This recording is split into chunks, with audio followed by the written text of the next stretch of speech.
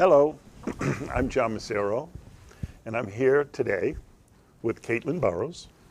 Kaitlin is the co-chair of the Yes for Winthrop Kids. Did I get that right, Kaitlin? I'm the chair. The chair. Okay, I'm sorry. Kaitlin okay. is the chair for Yes for Winthrop Kids. So, welcome. Thank you. The other thing I do want to say right off the bat, it's kind of fun to kind of connect, is that Kaitlin was also our first Annie that Trudy directed back in 1995 at the Winthrop Playhouse. So you've come a long way, Annie. Yeah. Let's put it that way. But anyway, so Kaitlin, welcome. And Thank you. Why don't you talk to us a little about what this committee is? Sure. So this is the Citizens Committee. We are a group of parents, grandparents, and then just generally concerned citizens who really want to make sure that we are getting out there to educate and advocate our fellow citizens about the Prop 2.5 override for the school committees. For the school budget.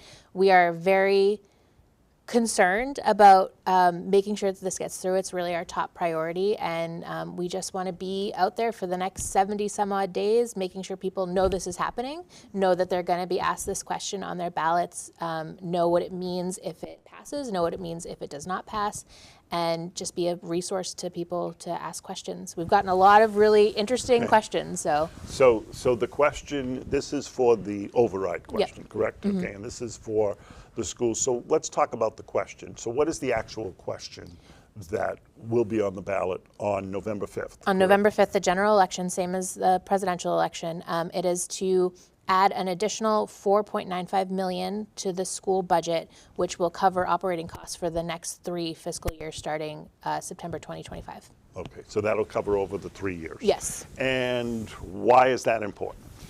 Why is it important to pass? Well, because it's this money, without it, there's going to be some pretty substantial cuts.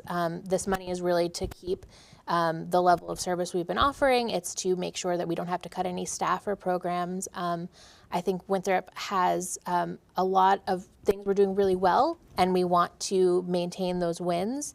And we think that passing this and kind of having those 3 years of expected funding will let us build to kind of the next phase of hopefully getting more programs, better programs. Okay, so you're saying that this will take the level services that we kindly have. Yes. And primarily, this is going to add those level services to be maintained over the next 3 years, so that those increases will allow us to keep the momentum going that you have.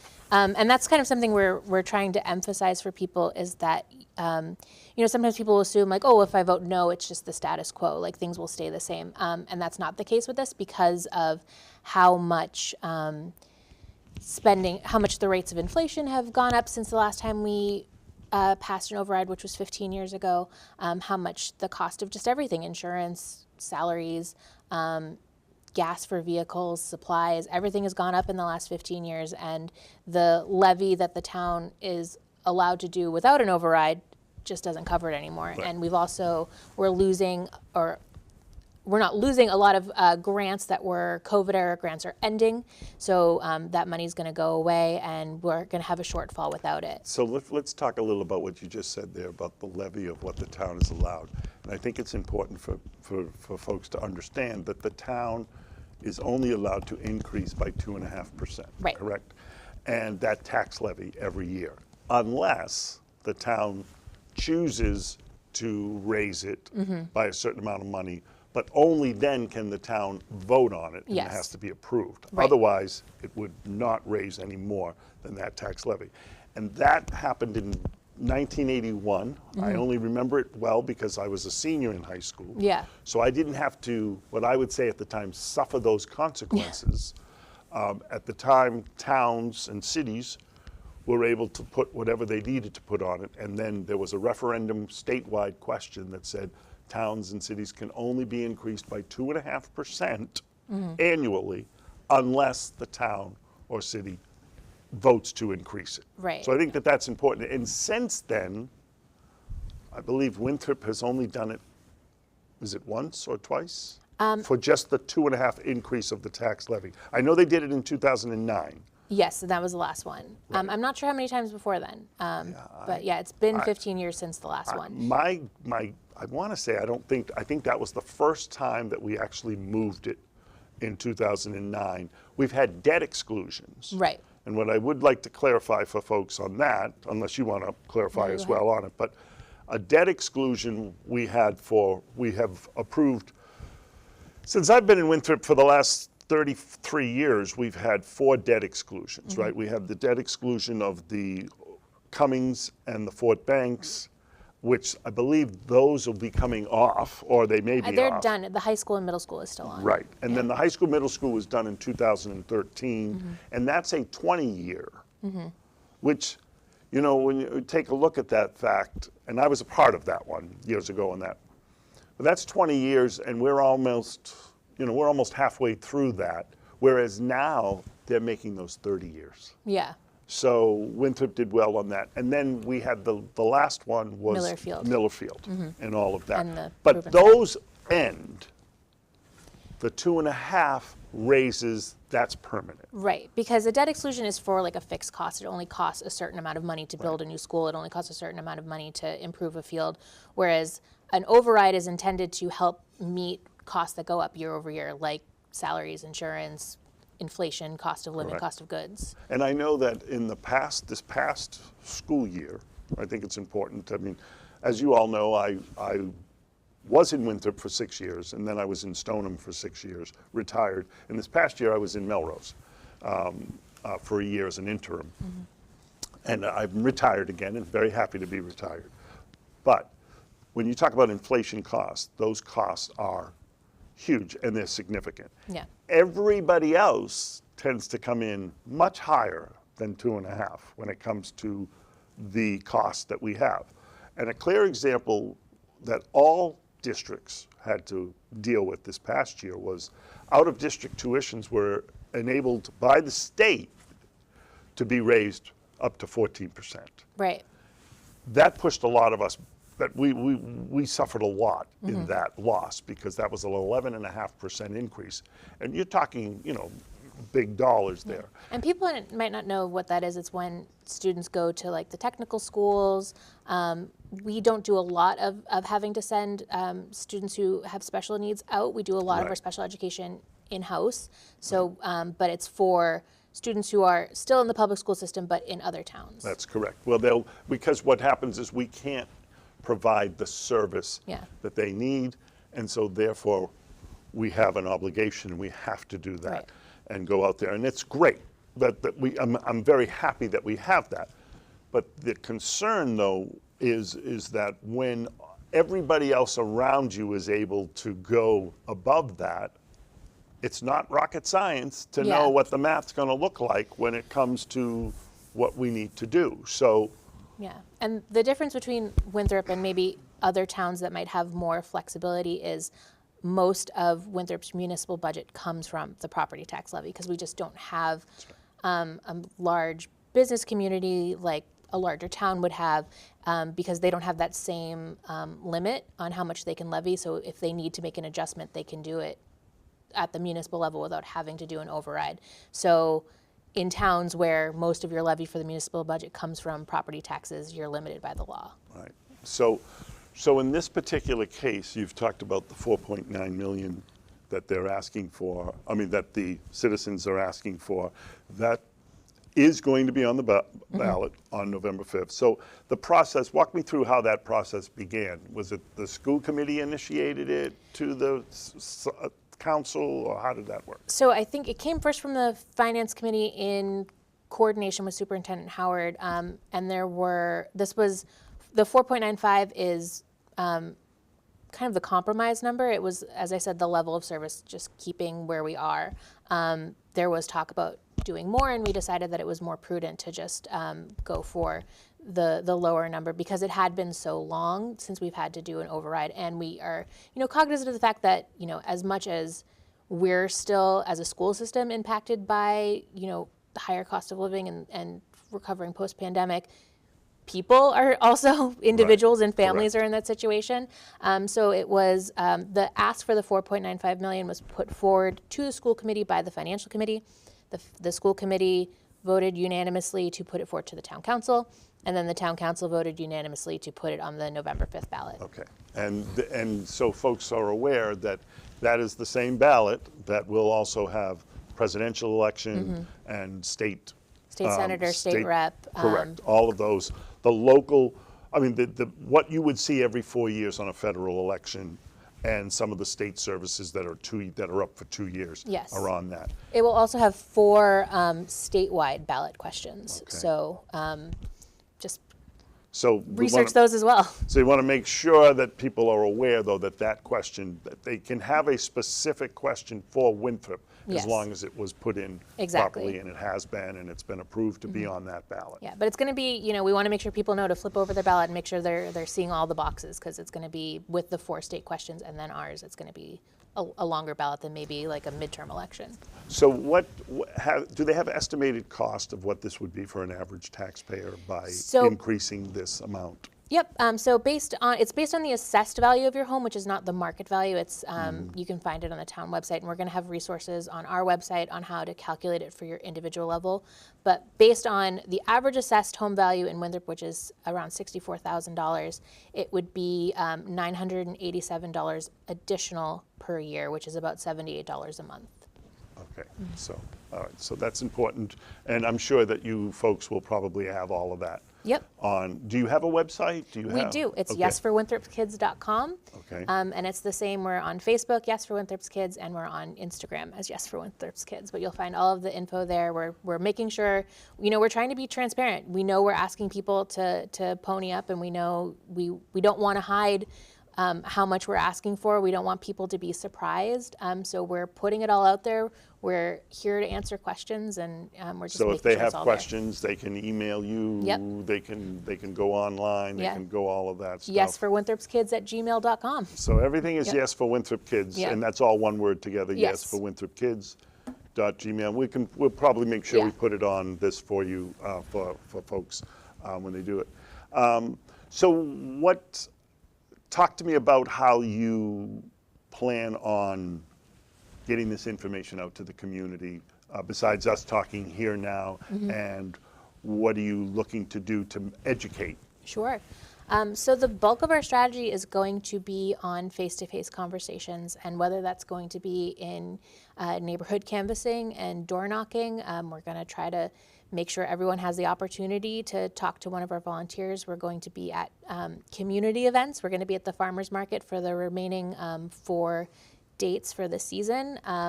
We have our kickoff campaign event that's going to be Monday the 26th from 6 to 8 p.m. And that's 26th of August. Of August, so yeah. that we may have already passed that Yeah. by the time you see this. But there's going to be lots of opportunities. We're really trying to recruit volunteers to have neighborhood coffee hours where your neighbors can come over, and we'll have members from the steering committee there to answer questions.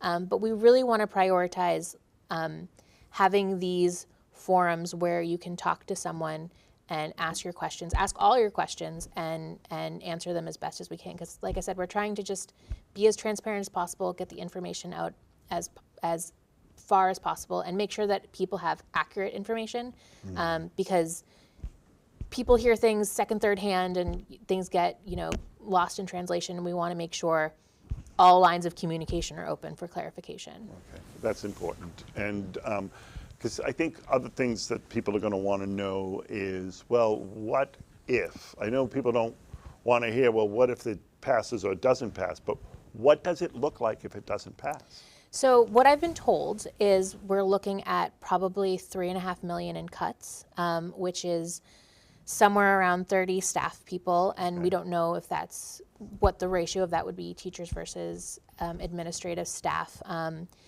And it's also looking like, a lot of extracurriculars are going to be cut. Those that aren't cut are going to have significantly higher user fees for families, which, if people don't know, user fees are what the families pay for sports, theater, clubs.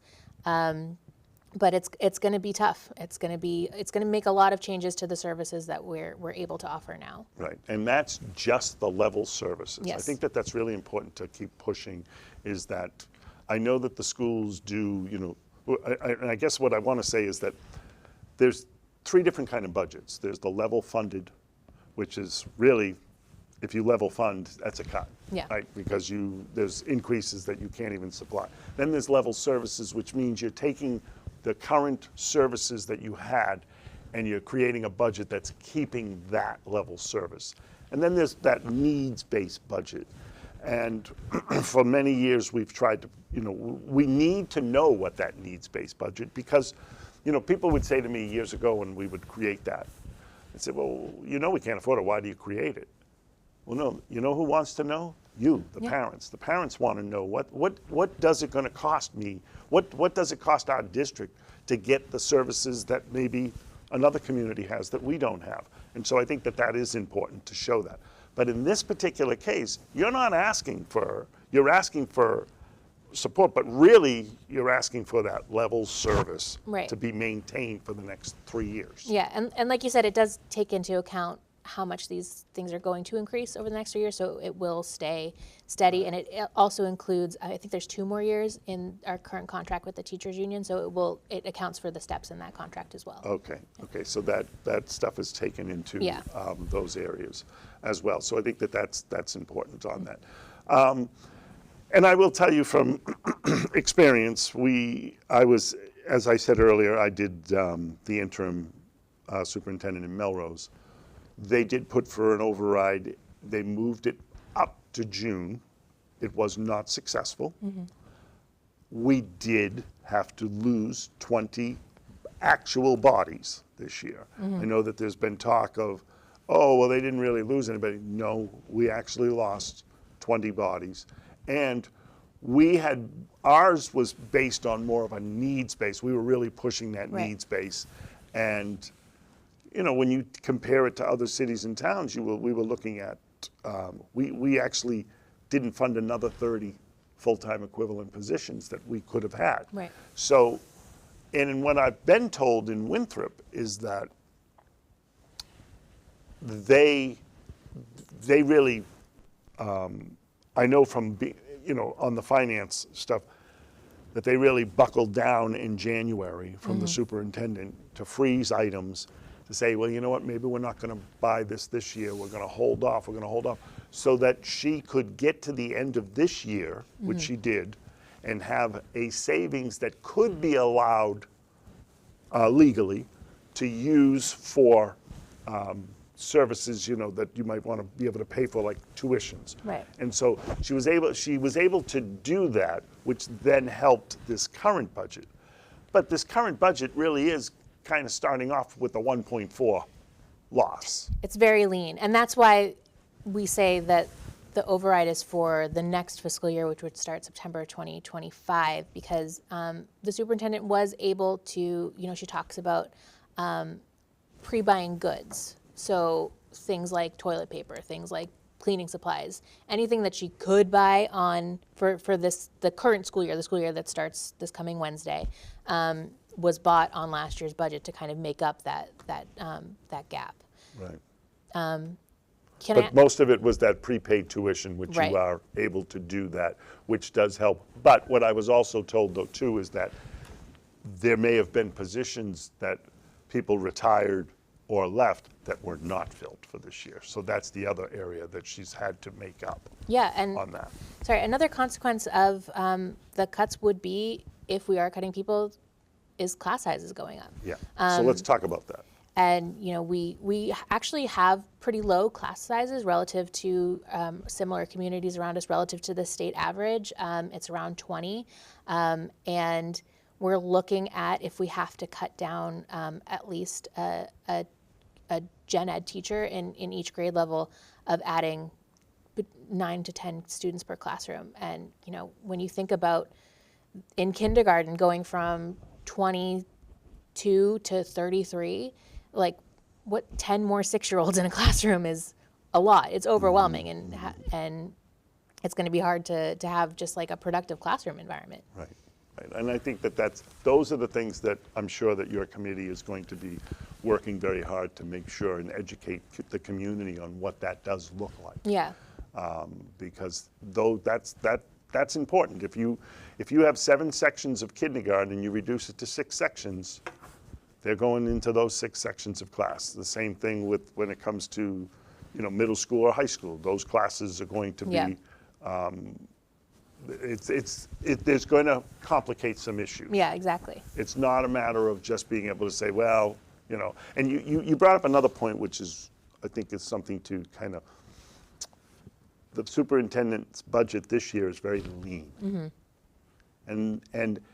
And Lisa's done a really good job of making sure, but I'm sure her budget will be frozen real quick. Yeah. If it hasn't already. Mm-hmm. And part of that is because you just don't know what lies ahead with some of these expenses that could happen. Yeah. And so we have to hold our breath even this year as she moves through. But I have full confidence in what she's doing. And she's very transparent about all of it. Even before this committee was formed, before I was involved with it, I had been in a meeting as a representative of PTO. My oldest is at Gorman Fort Bank, so that's the PTO I'm part of, and she was walking us through it. And she walked us through, the freezing and the pre-buying and the prepaying tuition. And she's happy to talk to anybody about it if you reach out, and she'll walk you through line item by line item. And what I heard this year too is that she took the budget, and she didn't take a regular budget and just update it and increase it. She eliminated that. She started from zero. Yeah.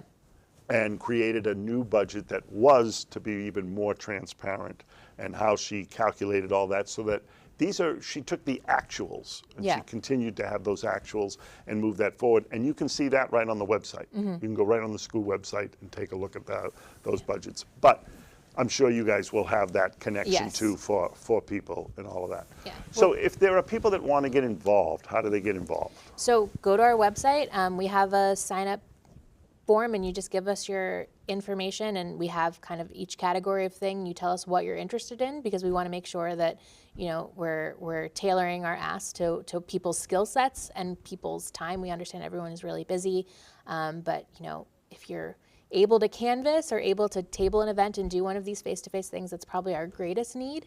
But even just like hosting a coffee hour and signing up to take a slice of your neighborhood and hand out materials the night before the election, that would be super helpful as well. We're trying to make being as involved as easy as possible. We have a form you can fill out if you want a lawn sign, and we will come and drop it off. And where do they get that form? All on our website. All Yes on for the website.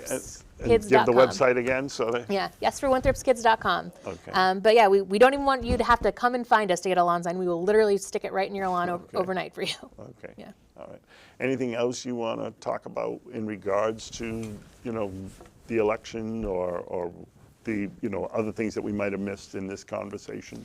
I don't know. I'm just really, I'm excited about this. I think kind of our biggest challenge right now is even just making sure people know this is happening. But I want to really encourage people who have questions to reach out. Like I said, we're not hiding anything. We're not trying to pull a fast one. We really want to get all of the numbers and what it means for you out there. We're working hard to develop really legible, clear materials on what it's going to mean for an individual person, what it's going to mean if it does not pass, and just trying to get kind of parents and concerned community members aware of the state of everything. Okay. Yeah. Well, thank you today for Thank you. coming in and letting folks know what's happening with the budget and what's going to happen on the ballot. So November 5th this year, November 5th is not just a presidential election, folks. It is a big important election in the town of Winthrop, because this ballot question is very important as you move forward for the schools. If you would like to participate or get involved, it's yes for Winthrop. Winthrop's Kids. Yes for WinthropKids.com. And the Gmail, we'll make sure that that's up there if you'd like to. That's yes for WinthropKids.gmail, I believe. Yeah, at gmail.com. At gmail.com, sorry. That's okay. But we'll get that all set.